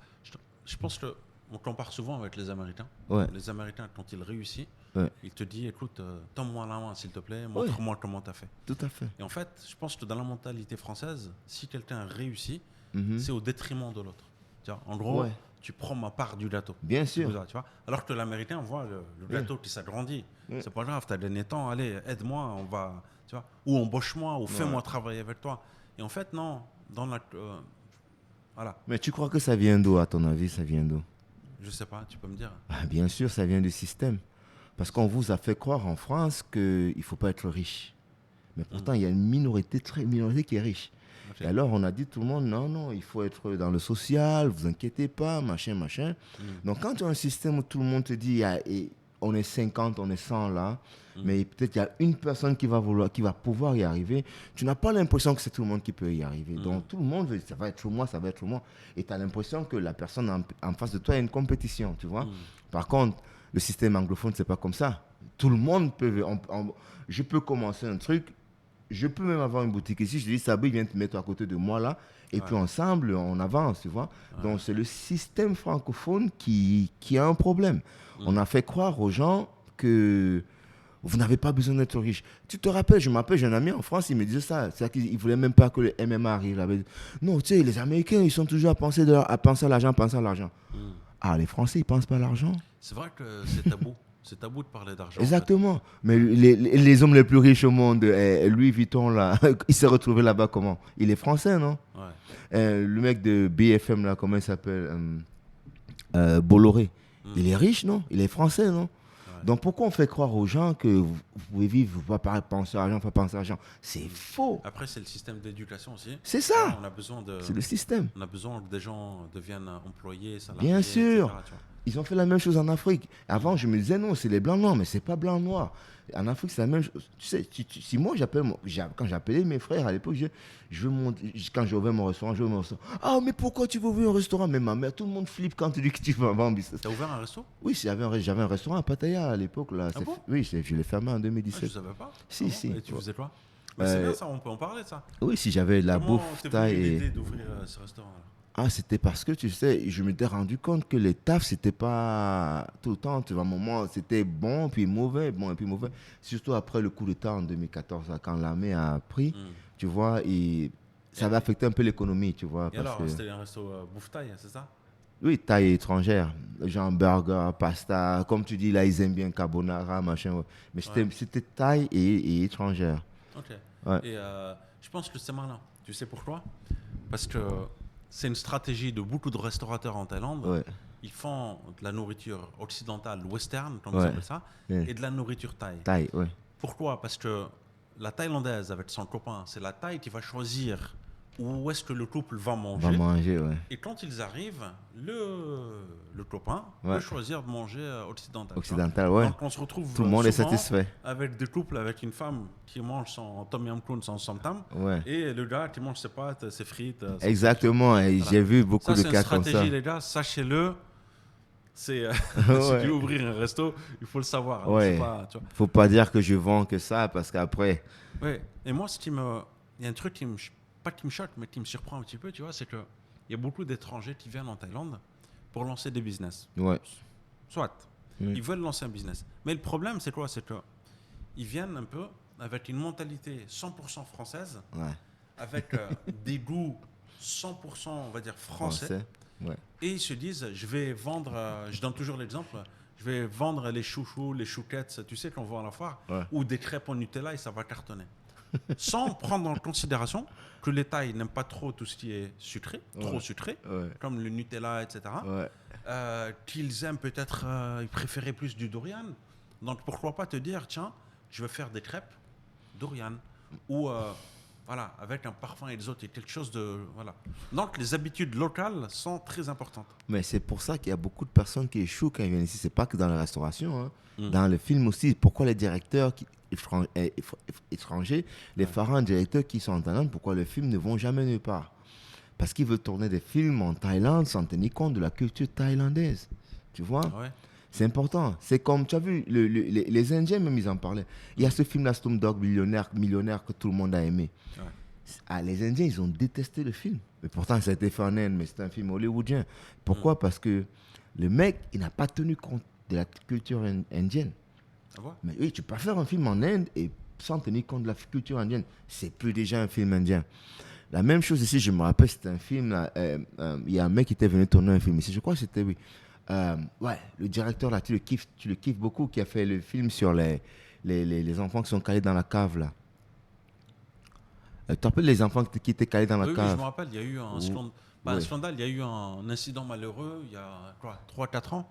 Non, Oui. un peu plus, non. Non, ça fait longtemps avant le Covid. Oui, les enfants étaient calés dans la grotte, tu vois. Ouais, une sortie scolaire. Ouais. Ils étaient allés dans une grotte, il y a eu des inondations, ils sont calés, oui, parce que l'eau était machin et tout ça. Ils ont été enfermés, en fait. Oui, c'est que 3 semaines. Shanghai, oui, Shanghai. 3 semaines. Oui, je crois que c'était 3 semaines, si je ne me trompe pas. Et tous les spéologues du monde entier sont venus. Oui, les Anglais, Australie et tout ça, partout. Et tu vois, c'était une belle histoire. Mais pourquoi Ron Howard, très gros directeur, pourquoi le film, les gens, ça n'a été nulle part? Je t'ai jamais dit que j'aimais bien ce directeur. Ah, peut-être c'est pas toi, mais je sais qu'il y a quelqu'un qui le kiffe beaucoup, tu vois. Ron Howard, ok. Ouais. Donc après, le problème c'est qu'il est venu ici, ça, avec sa vision américaine. Mais tu viens raconter une histoire thaïlandaise avec une vision américaine, sans tenir compte de la culture. Maintenant, il y a ce directeur thaï que j'aime beaucoup, Pibas. Il a fait le 13 Live, c'est sur Netflix. Il a fait une série dessus. Reportage ou non, une TV série, ouais, un film. Tu vas kiffer si tu vois ça. Tu vas kiffer. Okay. Parce que là maintenant, comment ça s'appelle? Tu peux donner je crois de 13 Live, un truc comme ça. Ok. Ouais. Lui, il a tenu compte de tous les détails, tu vois. Tous les détails. Et quand tu vois, tu te sens, parce que toi tu viens en Thaïlande, tu sais que c'est comme ça que les Thaïs font. Ouais. Comment ils se sont retrouvés ensemble, comment les gens campaient dehors pour attendre. Et ça, tu sais que les Thaïs vont le faire, tu vois. Donc le film est émotif et les Thaïs, ils aiment ce qui est émotif, tu vois. Okay. Tu vas pas venir, tu fais un truc robot et puis. Et c'est ça la différence. Ouais. Donc les gens, quand ils viennent faire le business ici, ils oublient de prendre en considération la culture du pays. Parce que sans la culture du pays, ton produit n'est rien. Tu vois? Parce que même en business, on te l'apprend. Hein? Ouais. Mais tes clients, ce seront qui? Parce que même si tu as un restaurant italien, il y a combien d'Italiens en Thaïlande? Ouais. Tu crois qu'il y a combien, il y a combien de restaurants italiens? Tu ne peux pas avoir que des clients italiens. Bon, moi, je ne suis pas italien, je vais aller manger, je n'ai aucune idée de ce qui se passe. Mais par contre, les Thaïs, ils font 80-90% de la population du business, du territoire dans lequel tu veux avoir un business. Tu as besoin d'eux pour faire marcher ton business, tu vois. Donc, il faut prendre en considération la culture, la tradition, les religions, les croyances. C'est très important. Ouais. Est-ce que tu as déjà vécu un choc culturel ici, avec des Thaïlandais? Pas vraiment. Des petites erreurs que je faisais, comme je t'avais raconté à l'époque quand je venais d'arriver, ou peut-être, est-ce que toi aussi, tu faisais le why à tout va ou pas, au début, pour dire merci? Tu sais, les touristes, quand ils viennent ici en Thaïlande, en général, ils savent pas, ils pensent que ça veut dire merci. Mais sauf que ça a une signification bien particulière. Bien sûr. Donc, j'ai même des amis, moi, qui faisaient le why au 7-Eleven, tu vois. Tu vois, ils achètent ça, c'est un bon plan de touriste. Non, là, ça nous fait rire. C'est pas méchant. C'est super drôle. Non, c'est pas méchant, mais moi, je te mens pas, Sabri, les touristes, ils me font rire. Hein. Ouais. T'avais fait, la dernière fois que j'étais à ton, tu vois, quand tu rassemblais les gens et tout ça, là, machin. Il y a 3 mecs qui sont arrivés là, et on a tous dit, ça, c'est des touristes. Tu vois, ça fait rire. C'est pas méchant, hein, mais ça fait quand même rire parce que c'est. Moi, je trouve que c'est, on va dire, voilà, comment dire, ça fait sourire, mais c'est charmant à la fois. C'est charmant, oui. C'est charmant à la fois. C'est charmant. Avec ton air d'innocence, tu fais ça. En fait, le why, on le fait quand même. C'est un respect très. Bien sûr, bien sûr. C'est pas. Déjà, même un inférieur, quelqu'un qui est plus jeune que toi, tu peux pas why. Oui, voilà. Tu vois. Déjà, quand tu as 35, 40 ans ou même plus et que tu fais ça à une jeune de 16 ans qui est à la caisse au 7-Eleven, si elle te voit faire ça, elle va bugger. Tu vois, mais c'est ça, et les touristes, ils aiment bien avoir des plats. Et c'est ça qu'ils veulent tous manger le tom yam goong, le pad thai. Alors ça aussi, le pad thai, en fait, on parle souvent du pad thai, mais le pad thai, Les Thaïlandais, je ne connais pas qui mangent de pad thai. Non, ils s'en foutent. Mais tu vois, c'est pour ça quand tu causes avec les Thaïs, tes amis Thaïs, ils vont te dire, nous on ne comprend pas cette passion. Je ne sais pas qui a commencé avec ce truc et c'est devenu pad thai. Je ne peux pas expliquer ça. Alors, pad thai, je ne sais pas. Est-ce que c'est le nom c'est le nom pad thai qui est facile à retenir? Peut-être. Plus facile que Tom Yam Goong, que Samtam, etc., que les gens, on va dire, puissent répéter facilement. Peut-être. Je sais que mon premier job ici, je travaillais dans une entreprise pharmaceutique japonaise. Et je disais, je mangeais pad thai. Et ça les faisait gentiment sourire. Alors, je ne sais pas s'ils se foutaient de ma gueule ou ça les faisait sourire. Et puis, tu as le patron de la boîte qui vient vers moi. Il m'a dit, It's true, you eat pad thai every day. C'est vrai que tu manges le pad thai tous les jours? Et moi, j'ai dit ouais. Mais voulant faire classe un peu, en voulant peut-être dire voilà, je fais comme vous les gars, tu vois. Mais il m'a dit ok, tu vois. Et quelques temps après, il connaissait, on va dire, mon amour pour le pad thai. Alors au début, j'aimais beaucoup. Attention, il faut bien le choisir aussi. Et puis à un moment donné, elle me Khun Mayuri, qu'est-ce qu'elle fait? Elle m'envoie un message sur Line avec un article. Elle me dit, regarde, c'était le plat que nos soldats mangeaient. C'est le plat qui coûte pas cher. C'est un plat, tu vois. Voilà. Et en fait, les armées, il faut les nourrir. Bien sûr. Voilà, évidemment, donc on les nourrissait avec ça, tu vois. Et donc, j'ai compris que le pad thai, c'était peut-être un symbole d'un pays, tu vois. C'est ça. Mais aujourd'hui, je veux dire, la population locale, c'est pas des soldats. Non. Et tu vas plus voir qu'ils vont manger du somtam, tom yam goong, kenkiwan tale. Il y a pad siu, c'est même meilleur que pad thai. Voilà, pad siu, c'est des nouilles, mais plus épaisses. Voilà. Bon, ce podcast devient un podcast culinaire. Non, mais c'est bien les touristes. J'aime bien les voir avec le plan. Ils veulent voir les temples, les machins. Et je ne sais pas si tu as remarqué aussi, d'année en année. Alors, je vais vous donner un exemple tout simple. Mais au début, Willy, tu sais ce qui m'est arrivé? Non. Quand j'allais dans un restaurant, un café, where do you want to sit? Inside? Outside? Non, outside. Outside, please, tu vois. Parce que j'ai la vision que ça fait classe de manger à l'extérieur. On est bien une terrasse avec l'air frais. Mais punaise, mais tu tiens pas 10 minutes. Il fait chaud. Tu fais chaud, tu vois. Il fait chaud. Il y a plein de petites erreurs qu'on fait comme ça. Comme au début, je rencontrais des amis, on se donnait rendez-vous au parc à 13h l'après-midi. T'es fou. Tu fais ça à 18h, 19h. Tu vois. Et en fait, il y a plein de choses comme ça. Et je pense que la première année, la deuxième année, tu vas faire des erreurs. C'est normal. Et avec le temps, tu vas en faire moins. C'est normal. Là, ça te fait sourire parce que Willy, ça te fait sourire parce que ça fait 18 ans qu'il est là. Tu vois. Mais c'est normal. Ça fait 9 ans, tu vois, ça fait la moitié de ton parcours. Mais j'ai appris énormément de choses et je sais que l'année prochaine, j'en saurai un peu plus qu'aujourd'hui, tu vois. Tout à fait. C'est ça. Tout à fait. C'est ça qui fait la magie de la vie. C'est normal et c'est comme ça qu'on apprend. C'est pour ça, tout à l'heure, quand on parlait, je te disais, l'éducation, c'est nul.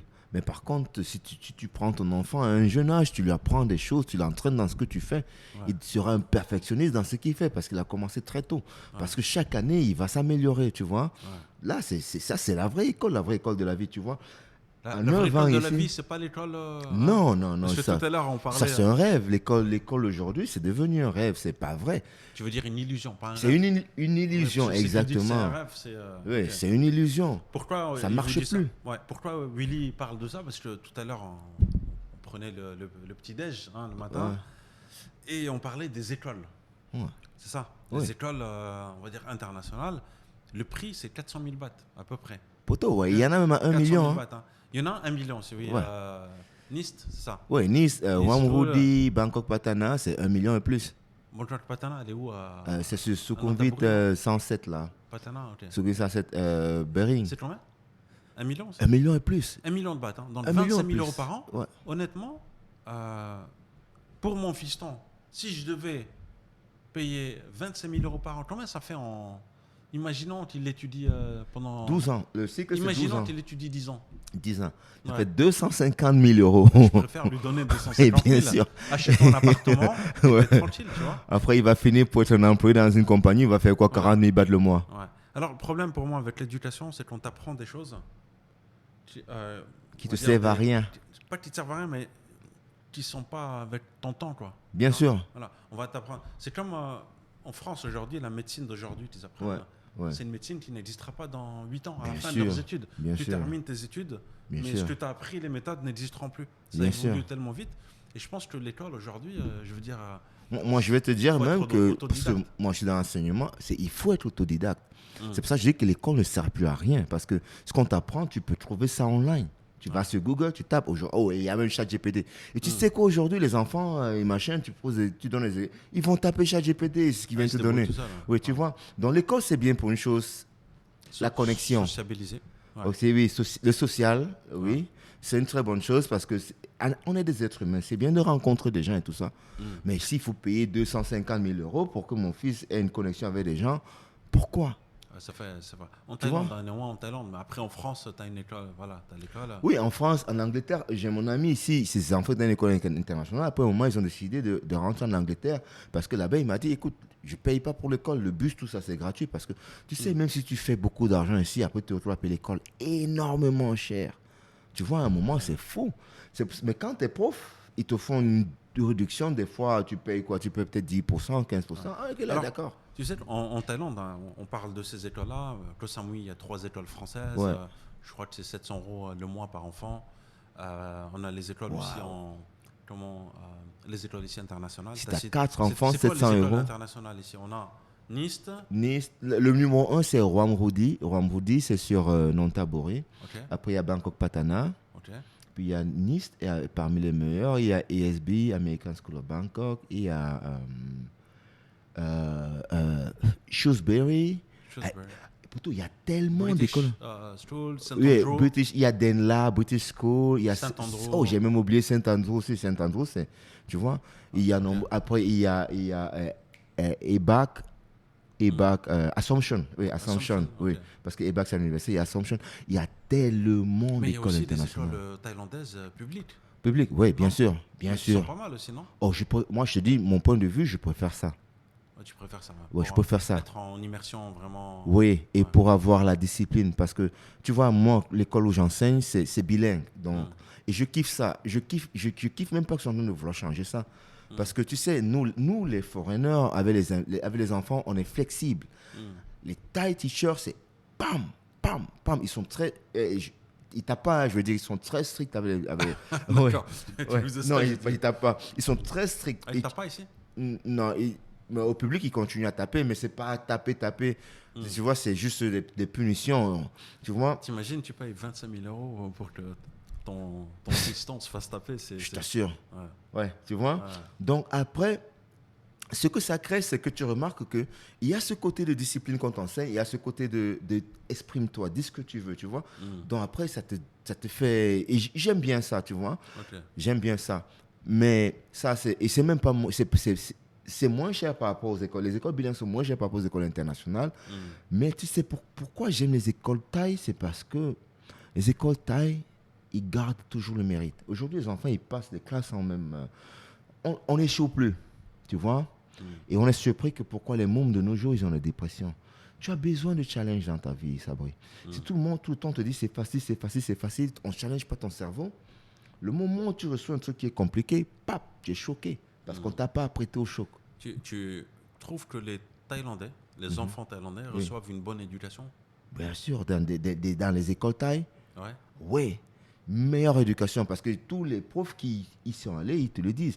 Maintenant, le problème des écoles thaï, c'est qu'ils pouvaient te mélanger à la racaille, tu vois. Mais la racaille thaï, jusqu'à aujourd'hui, tu ne vas pas comparer avec la racaille en Europe ou en Afrique. Les racailles thaï, c'est quoi ? Ils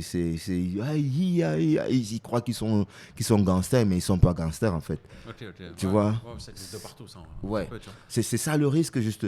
Mais par contre, mon point de vue, les écoles internationales, pour avoir des filles des écoles internationales, c'est du désordre. Parce que les parents, ils ne contrôlent même pas leurs enfants.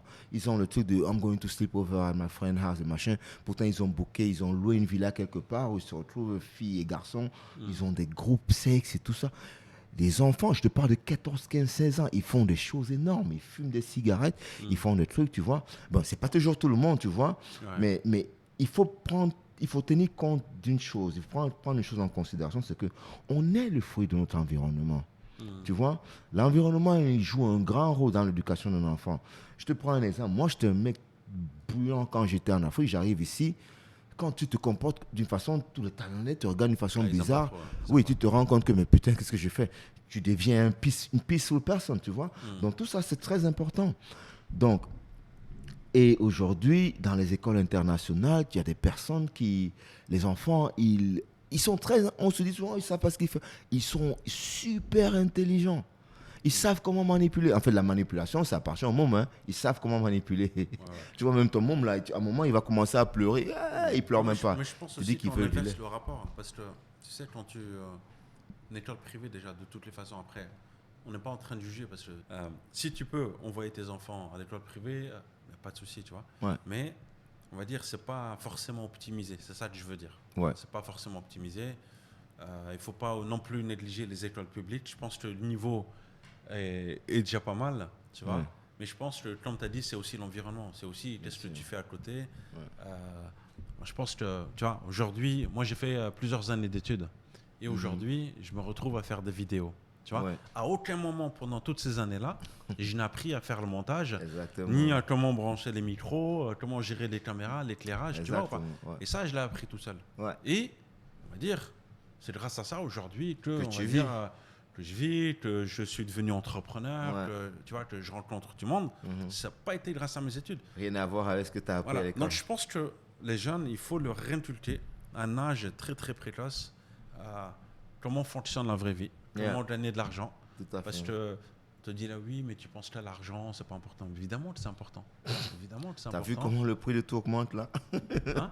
T'as vu le prix de tout qui augmente là? On va être forcé de penser qu'à l'argent. C'est clair. Pas je pense qu'on est dans un monde qui change, tu vois. Alors, je dirais pas que l'école ne sert à rien. Parce que ça, je pense que c'est une vision extrémiste, tu vois. Pas extrémiste, mais extrême, pardon. Parce que si quelqu'un veut devenir médecin, il a intérêt à aller à l'école. Oui. Tu vois, tu vas pas l'apprendre dans la rue. Hein. Un spécialiste. Ou ni sur YouTube. Tu veux être, je sais pas moi, architecte. Non, quoi qu'architecte, tu peux apprendre tout seul aussi. Mais il y a plein de métiers comme ça que, voilà, l'école, tu peux pas. Non. Nurse, une infirmière, tu es obligé de te former. Non, mais c'est pour ça que là, je suis d'accord avec toi. C'est pour ça qu'il faut, l'école, ça doit être fait pour des spécialistes. C'est-à-dire, je veux faire ça, vas-y, on te forme pour ça. Mais ChatGPT fait tout de toute façon. Exactement, tu vois. Non, mais l'école, c'est pour moi, pourquoi je dis que ça sert plus à rien, c'est parce que on t'apprend tellement de choses que tu arrives dans la vie, tu sais rien. Je te prends, moi j'ai un restaurant, j'ai un master en business management, un restaurant, j'arrive, je fais tous les plans, voilà tout ce qu'on te dit, vas-y, tu fais, machin et tout ça. Et tu sais comment je paye mon restaurant? Mon business partner décide de start shit, tu vois, et vol et tout, et machin et tout. C'est comme ça. Tu vois, ça, personne ne t'apprend ça à l'école. Ah, celui de Pattaya? Ouais. Personne ne t'apprend ça à l'école, tu vois. C'est pour ça que tu as fermé. Ouais, en fait, j'ai perdu le restaurant même à la fin. Ouais, parce qu'elle a pris le restaurant, tu vois. J'ai pas compris. Au départ, ce que moi j'ai fait, c'était aussi ma faute, tu vois. J'ai fait confiance, j'ai mis devant. Parce que je voulais continuer à utiliser mon visa étudiant. Et je me suis dit, non, après un moment, je vais prendre le truc et mettre mon nom devant, tu vois. C'est pour ça que je la mets elle devant, je fais confiance. Ah, c'était avec une femme que tu avais fait ça? Oui, c'était même pas. C'était une amie. Parce qu'à l'époque, j'avais ma petite amie, c'était juste une amie, on n'avait jamais eu de rapport sexuel et tout ça. C'est là que j'ai fait confiance. C'est pas besoin de préciser. Hein, ouais, non, parce que tout le temps, les gens pensent que c'est quelqu'un qui dit non, je l'ai même laissé, parce qu'à l'époque, j'avais un condo ici, et à Pattaya, donc je l'ai laissé habiter chez moi. Bien, alors. Ouais, j'étais super bien. Elle avait des problèmes avec son petit ami, l'enfant, je l'ai beaucoup aidé, donc je me suis dit, elle va être reconnaissante, j'ai fait l'erreur, j'ai fait une erreur. Tu vois, mais c'est ça aussi, on apprend de ses erreurs, tu vois. Et c'est des choses qu'on ne t'apprend pas à l'école. On ne t'apprend pas ça. C'est pour ça que je disais à des amis, mais la même chose, acting. Ça brille justement pas. Chaque fois que tu tournes avec un film avec un mec qui sort de ces universités-là, machin, tu sais, là, lui, il vient de l'école. Parce qu'ils sont carrés. Et c'est ça que j'aime pas avec l'école. Tellement ça te robotise que ça limite ton cerveau à ne pas vouloir réfléchir. Thinking out of the box, tu vois. Tu ne trouves pas ça trop avec les gens. Surtout ceux qui ont beaucoup fréquenté, c'est ça. Non. Parce qu'on m'a dit c'est ça, ça doit être ça. On m'a dit c'est ça, ça doit être ça. Mais la vie, c'est pas ça. Tu sais, 1 plus 1, c'est 2. Ouais, mais 1 plus 1, ça peut faire 1 parce que tu prends un tas de riz, tu achètes un tas de riz, tu obtiens un tas de riz. Tu vois? Et Jean-Claude Van Damme disait 1 plus 1 est égal à 11. Et c'est vrai. Ça peut mais poto, quelqu'un peut tout déballer pour que ça prouve ça. Je peux démontrer, tu vois. Mais c'est ça la vraie vie. La vraie vie, c'est que tu n'as pas une seule route. C'est comme on dit, tout chemin mène à Rome. La vraie vie, c'est que aujourd'hui, Sabo, tu t'es levé avec un programme qu'on allait faire ceci, cela. Et quelqu'un peut arriver là aujourd'hui et ton programme ne marche pas, tu vois. L'école ne t'apprend pas ça. L'école, c'est qu'on veut te bloquer que c'est ça, c'est ça, c'est ça. C'est les formules. Et les personnes qui vont beaucoup à l'école, ils vivent par les formules. Et les formules, je suis désolé, poto, ça ne marche pas dans la vie. Mais maintenant, tu vois, quand tu vois les mecs des quartiers, ils sont streetwise. Pourquoi? Et aujourd'hui, je suivais le podcast Tony Yeyo, il parlait de 50 Cent. Il dit, le mec, il est dans la route depuis 12 ans. C'est pour ça qu'il dit, 50 Cent, c'est quelqu'un qui think ahead of his time. Il était dans la rue très tôt. Le gars, il a vu tellement de choses. Tu vois? Donc, ce qui fait que ça lui donne une sagesse, j'appelle ça la sagesse, qui fait en sorte qu'il peut anticiper. Moi, quand j'entraîne le parcours, pourquoi j'aime faire ça aux enfants, c'est que ça fait, tu vois, je mets les obstacles partout. Donc, tu vois, aujourd'hui, c'est là, demain, ça a changé. Vas-y, fais comme tu veux. Donc, c'est fait que ton cerveau, il pense à tout au même moment. Ce n'est pas une seule ligne. Les gens qui pensent qu'une seule ligne, et après, quand tu les mets dehors dans la vie, ils sont perdus. Parce qu'ils ne savent pas comment faire pour s'adapter. Ouais. Tu vois? Et c'est ça, moi, c'est mon SUP. Et je te parle parce que je suis enseignant. Et tout le temps qu'on a des meetings, je parle de ça. Je dis, mais vous ne voyez pas que c'est dangereux. C'est pour ça que le PI est important. Parce qu'au moins, dans le sport, les activités, l'académie, c'est une ligne. Les activités, c'est... Si on joue au tag game là maintenant, tu sais, je te touche aujourd'hui, je ne vais pas vous dire demain je vais changer. Donc toi tu vas dire, il a changé, il faut que je change. Donc on puisse s'adapter, exactement. Stimuler l'essence. Exactement. Ça, à l'école, ils sont en train d'enlever ça. Tu vois, tout ce qu'on faisait à notre époque, l'école était bien. Il y avait les critical thinking. Donc, tu vois, on te demandait, on te donne un sujet, on dit, ah, vas-y, débat dessus. Donc, tu travailles ton cerveau. Je ne vois plus ça. Aujourd'hui, c'est les dots. Tu dot. On a mis des réponses, on a dit des trucs. Donc, c'est parce que tu as mémorisé ça, tu as mis un dot. Eh ouais, vas-y, ça va, tu as passé. Tu me dis, ça sert à quoi? Ça, c'est nul. Tu sais que ça, moi, j'ai mon môme à la maison, je lui apprends ça. Et cet argent, je le garde. Demain, je lui dis, hey, voilà, poto, tu as 250 000 euros, tu as 22 ans. T'imagines combien ça fait?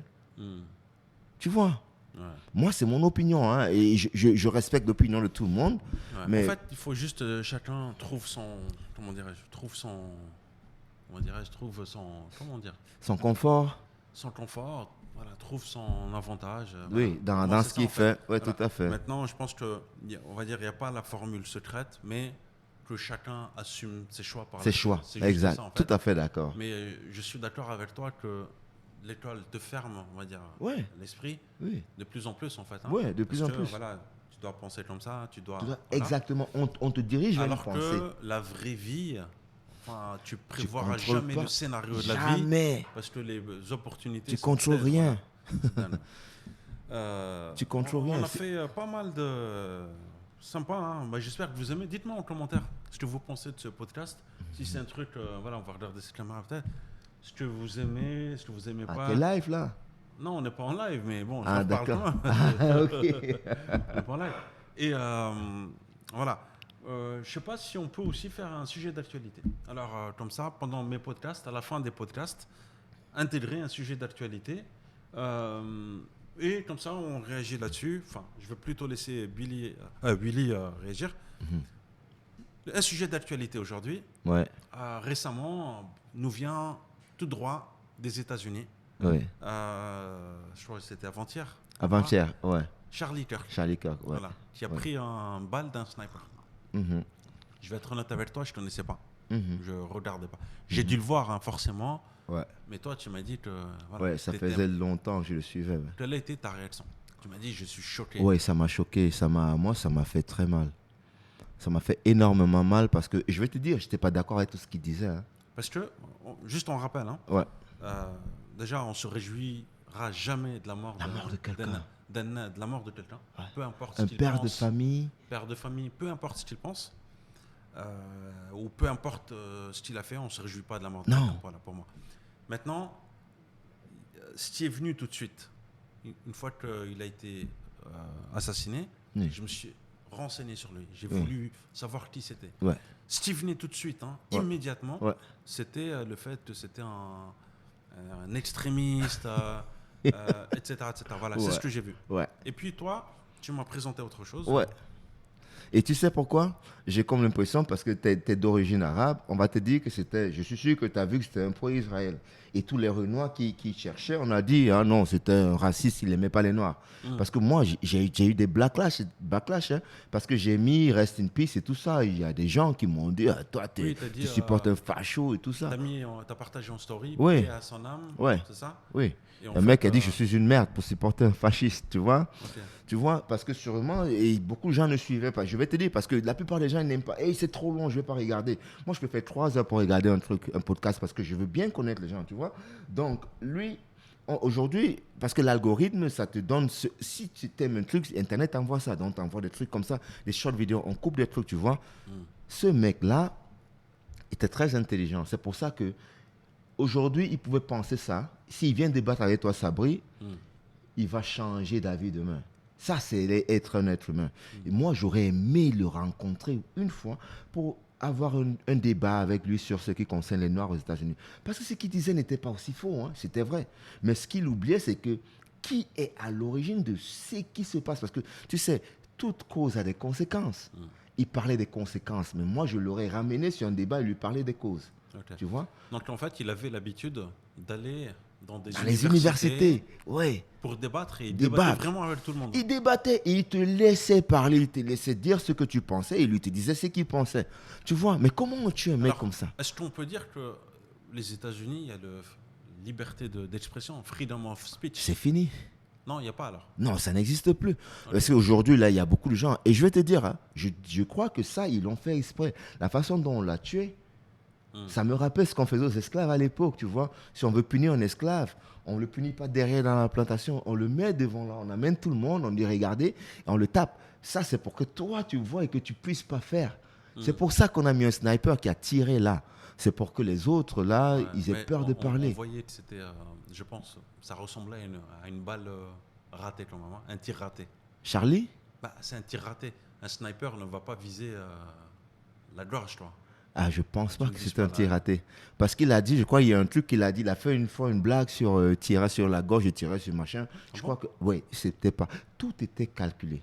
Je crois pas que c'était raté. Je pense que c'était un tir raté, parce que tu vises la tête en général, tu vises pas là. Non, mais tu sais, moi, j'ai tourné dans beaucoup de films avec les Américains, avec les Marines, les Navy. C'est eux qui nous apprennent. Quand on fait des workshops, c'est toujours eux qui nous apprennent. Ils vont te dire la plupart du temps, les tirer si tu meurs pas, en fait.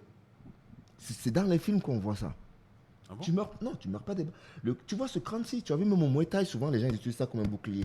Tu meurs pas d'ici, la balle n'entre pas là. Donc c'est pas facile. Donc ils disent c'est à partir du bas là qu'on fait souvent. Donc un vrai sniper, il sait où t'atteindre. Un vrai sniper qui vise le crâne. Non. Ne me dis pas que... Il va pas. Peut-être il va venir sur le côté ici, mais il va pas viser ici. Pourquoi? Parce que cette partie du front, si même on brûle tes os maintenant, ça brûle pas. La partie-ci, ça brûle pas du tout, ça brûle. Non, mais Willy, si tu te prends une balle de 200 mètres, tu viens là, tu viens par là, tu rentres par là, tu ressors de l'autre côté. C'est dans les films. Ah bon? Moi, je te dis tout ce que travailler avec les militaires, ils m'ont dit. Peut-être aujourd'hui qu'ils ont des balles qui font ça, mais tout le monde, ils te disent que c'est que dans les films que tu vois ça. Non. Sur le côté, oui, mais tu vois ce frontal-là et tout ça, là, tout le monde te dit. C'est pour ça que tu vois les gens moins taillés. Ouais, c'est ça. Et j'ai vu même, tu vois, même quand mon fils est mort, qu'on a brûlé tout, la partie-ci, ça ne brûle pas. Tu vois? Donc, c'est un bouclier. Tu vois? Donc, je ne crois pas que tout ait été calculé, tout était prévu. Et je crois que c'est parce que ce mec-là, il avait réalisé ses erreurs sur certaines choses. Il a commencé à parler de certaines choses. Et ce mec devait être le prochain président des États-Unis. Pour sûr. C'est vrai qu'il était jeune. Oui, il était jeune. Et il était aimé de tout le monde parce qu'il était en train de ramener la population à... C'est quoi en fait, voilà, on va terminer sur ça. C'était quoi? Il était anti-LGBT, anti... En fait, pour lui, c'était... Anti, on va dire pas féministe, mais il voulait que les femmes s'occupent des enfants, d'éducation. Il avait une vision... Et il comprenait, mais il disait, il comprend bien qu'il y a des femmes qui doivent travailler. Anti-woke, c'est ça. Anti-woke, oui, il est juste anti-woke. Et ça, on ne peut pas tuer quelqu'un parce qu'il pense d'une façon différente. Je suis d'accord avec ça. Tu comprends? Je suis d'accord avec ça. j'étais même pas d'accord avec tout ce qu'il disait. Et moi, je l'aimais parce que j'aimais le fait qu'il aimait débattre. J'aime les gens comme ça. Tu aimais son contenu. Oui, j'aimais ses contenus, oui, voilà. Tu vois, moi, j'aurais aimé le rencontrer. J'aurais pu dire, voilà, il y a ça que je suis pas d'accord avec ce que tu dis là. En fait, il aime tellement échanger, débattre, oui, que tu aurais peut-être voulu lui exposer des points pour qu'il puisse changer d'avis. Exactement. Ça, en fait. Parce que lui, moi, tout le temps, quand je vois ce truc, c'était toujours, tu viens là, tu là. Et j'ai vu une fois, il a débattu avec un étudiant où ce gars-là était tellement fort. Charlie, il a salué en souriant. Tu vois, pour lui, c'était un sport.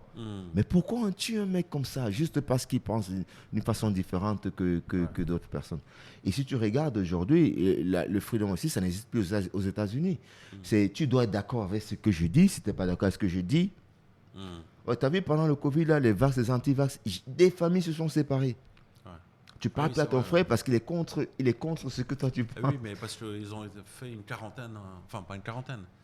Ils ont dû être confinés ensemble pendant plusieurs mois. Donc, ils ont eu le temps de se découvrir. Ouais, ça aussi, ça a permis de se découvrir. Hein.